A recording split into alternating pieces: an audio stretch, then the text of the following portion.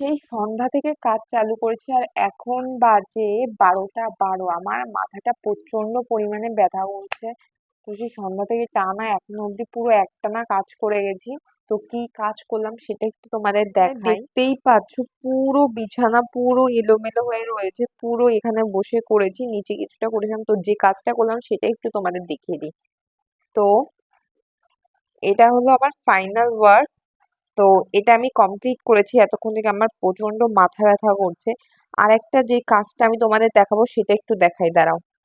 এটা আমি প্রথমে আপলোড করার কথা ছিল, যে ওই কাজগুলো এত পরিমাণে করছি যে আমি ভিডিও এইগুলো করার জন্য আমি ভিডিও আপলোড দিতে পারিনি। চেষ্টা করি ডেইলি আপলোড দেওয়ার, কিন্তু এক একদিন হয় না। মাথাটা এখন প্রচন্ড ব্যথা করছে, তো এখন আমি ঘুমাবো।